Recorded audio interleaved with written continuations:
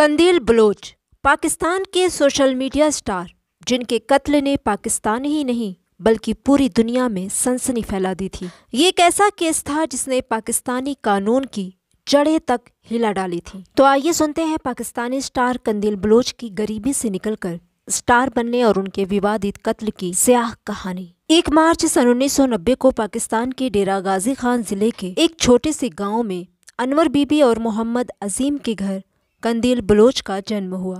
उनका असली नाम फौजिया अजीम था। कंदील के पिता किसान थे। उनकी कमाई से 7 बच्चों और परिवार का गुजारा मुश्किल था। कंदील बलोच बचपन से ही आज़ाद ख्याल लड़की, जिन्हें रिश्तेदारों और पड़ोसियों के घर जाकर टीवी देखने का बड़ा शौक था। पढ़ने की भी वो शौकीन थी, लेकिन जिस घर में 2 वक्त का खाना भी नसीब ना हो, वहाँ परिवार स्कूल का खर्च कैसे उठाता।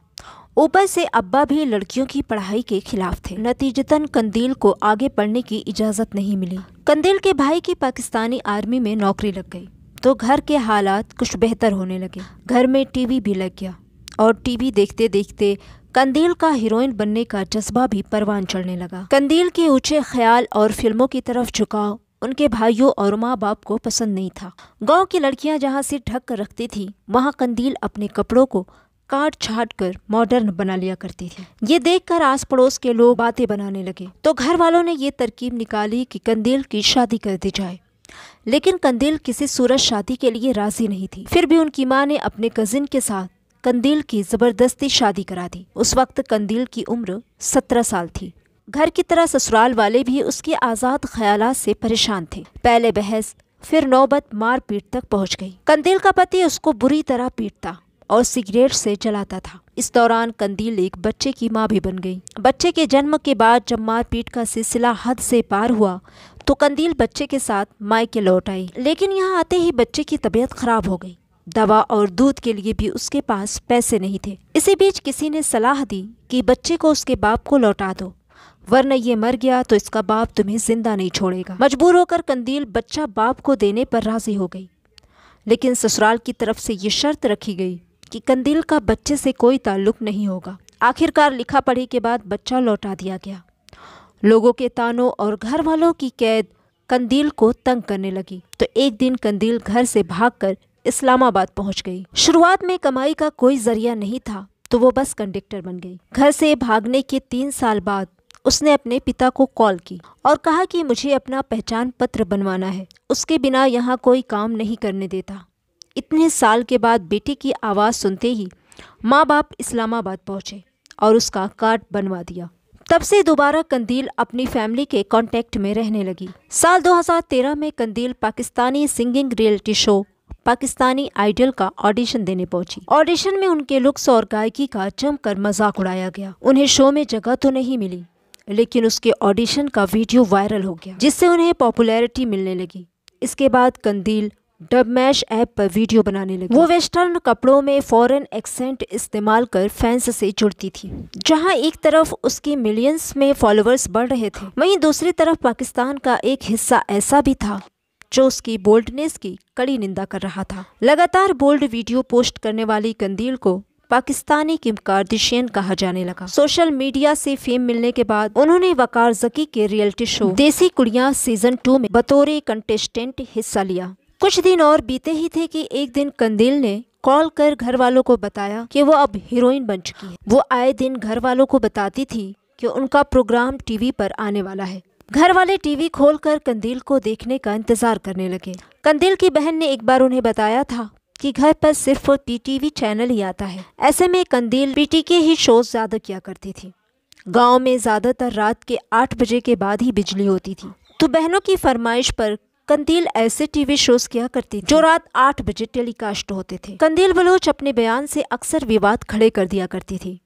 2016 में उन्होंने एक वीडियो में कहा कि वो तत्कालीन प्रधानमंत्री इमरान खान से शादी करना चाहती हैं। अगर वो उनसे शादी कर लेंगे तो वो वीडियोस बनाना छोड़ देंगी। बयानों के अलावा कंदील के कपड़े भी विवादों से घिर जाया करते थे। उन पर आरोप था कि वो समाज में गंदगी फैला रही हैं। वहीं दूसरी तरफ कंदील की वजह से पाकिस्तान में फीमेल कंटेंट क्रिएटर्स की गिनती में इजाफा हो रहा था। इसी दौरान उन्होंने एक डिबेट शो में आलोचना करने वाले मुफ्ती अब्दुल कवी को एक्सपोज किया। मुफ्ती के साथ हुए स्कैंडल के बाद कंदील ने एक प्रेस कॉन्फ्रेंस की जिसमें उन्होंने बताया कि मुफ्ती साहब को एक्सपोज करने के बाद उन्हें लगातार जान से मारने की धमकियां मिल रही हैं। उन्होंने पुलिस से सिक्योरिटी भी मांगी, हालांकि उनकी मांग को नज़रअंदाज किया गया।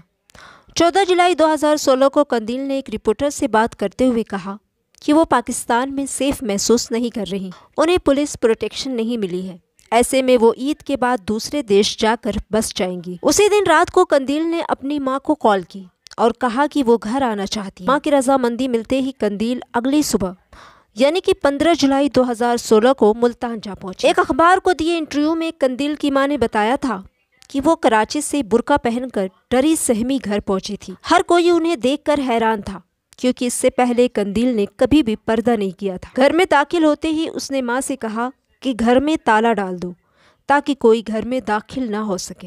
कंदील ने 15 जुलाई की रात को खाना खाया और सोने चली गई। अगली सुबह मां उसे जब उठाने पहुंची तो वह लगातार आवाज़ देती रही, लेकिन कंदील नहीं उठी, न ही कोई जवाब दिया। जैसे ही मां ने उसके चेहरे से चादर हटाई तो देखा कि बेटी की सांसें थम चुकी थी। शुरुआती रिपोर्ट में कहा गया कि कंदील की गोली मारकर हत्या कर दी गई है।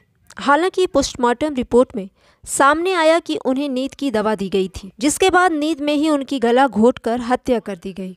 16 जुलाई को कंदील के पिता ने दावा किया कि उनके बेटों ने कंदील के पैसों के लिए उसकी हत्या कर दी है। इसके बाद कंदील के दोनों भाइयों वसीम और असलम की गिरफ्तारी हुई। पूछताछ में वसीम ने झट से अपना गुनाह कबूल कर लिया। उसने अपने इकबाल जुर्म में कहा कि वो हमारे खानदान की इज्जत नीलाम कर रही थी। मैं ये सब बर्दाश्त नहीं कर सकता था। मैंने उसे रात 11:30 बजे उस वक्त मारा जब सब सो रहे थे। रिपोर्ट में ये भी लिखा गया कि मुफ्ती अब्दुल कवी के कहने पर कंदील के भाइयों ने उसकी हत्या कर दी थी। हालांकि सबूतों की कमी के चलते मुफ्ती साहब को क्लीन चिट दे दी गई।